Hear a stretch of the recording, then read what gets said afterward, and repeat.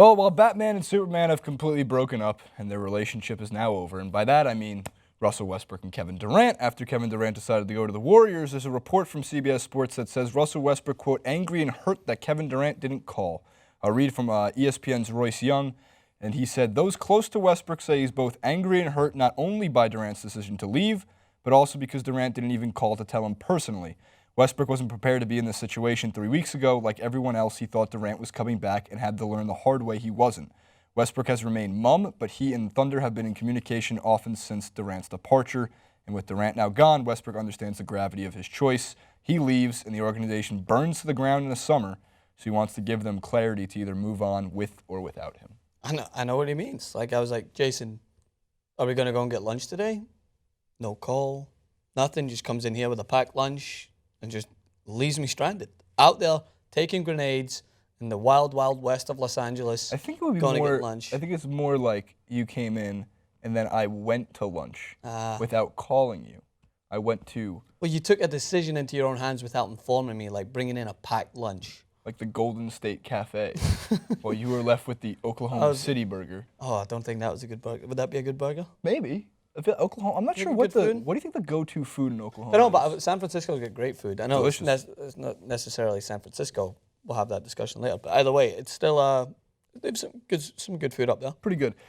This is one of the things. I'm not complaining about this. I understand why this is a major headline.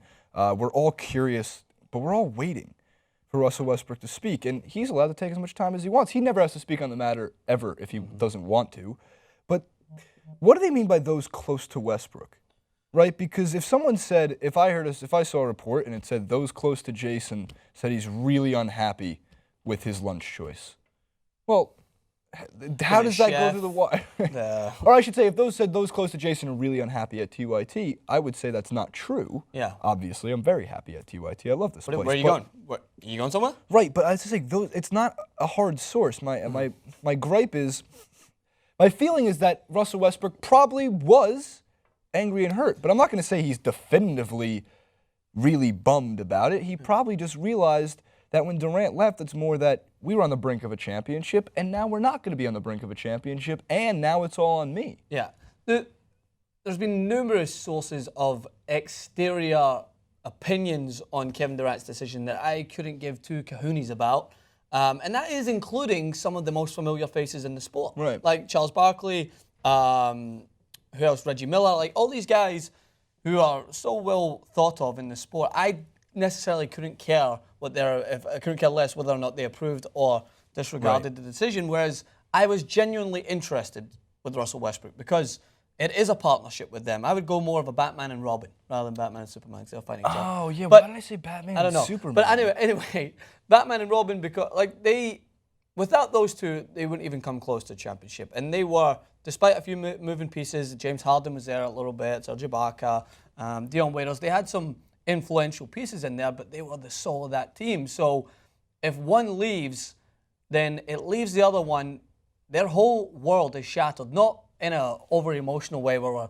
going to start playing the Titanic music about those two breaking up, but Russell Westbrook's main focus, just as Kevin Durant's main focus, is to win a championship. We're all sitting here talking about how Kevin Durant doesn't want to be one of the best players without a championship ring. Russell Westbrook as well won't want to be one of the best players. He is a phenomenal talent in that league.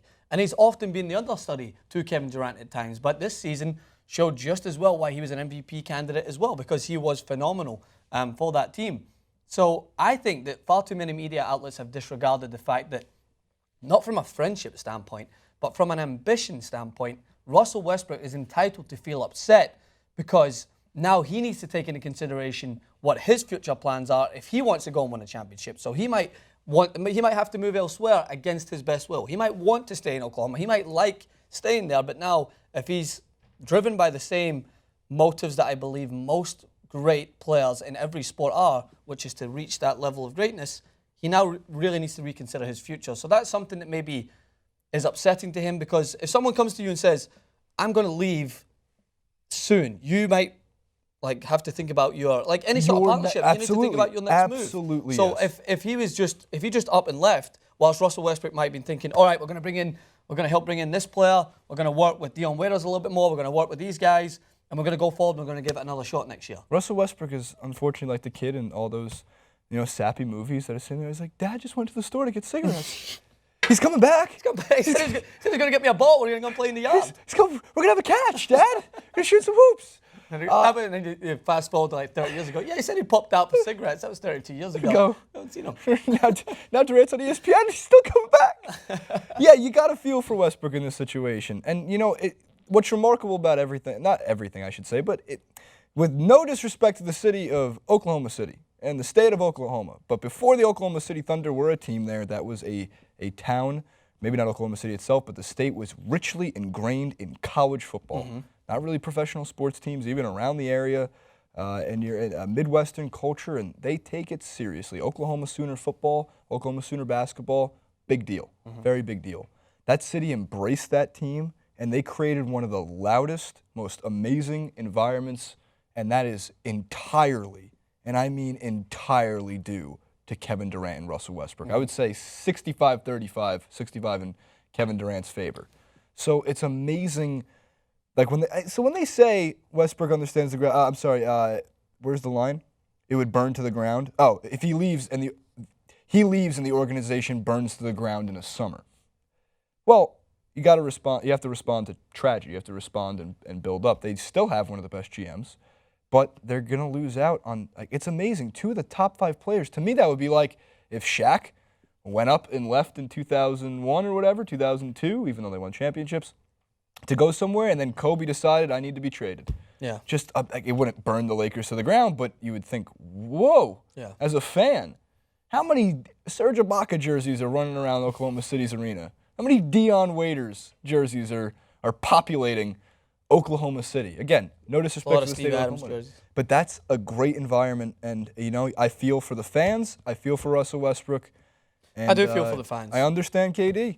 Things can just change so swiftly in basketball. That is the unfortunate reality of a sport like that. I think it's sports. I don't know, because I don't see organizations like, no Dan Keston here, which means maybe a little soccer reference coming, and I feel like I can't keep it down.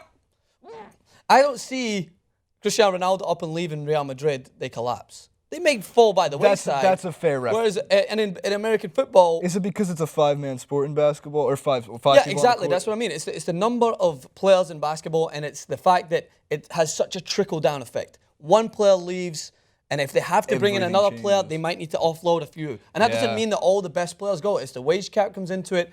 If, for instance, in other sports, if you had to free up room to rebuild, then a lot more teams would go through transition. But in basketball, it's a kind of unique animal. Yes, there's caps in the other American sports, but because you're trying to fit 5 players to work well together on the court, if one player leaves and he was a fundamental part of that system, and next minute your whole system is falling apart because it ran through that one guy, you need to shift. You need to try and find a way that you can rebuild, and it does take seasons to rebuild. It's funny because it's not an individual sport. You have to win as a team, but it's as close to being an individual sport as you can get in comparison to National Football League, baseball. These are 9, 20-man, 11 on a pitch.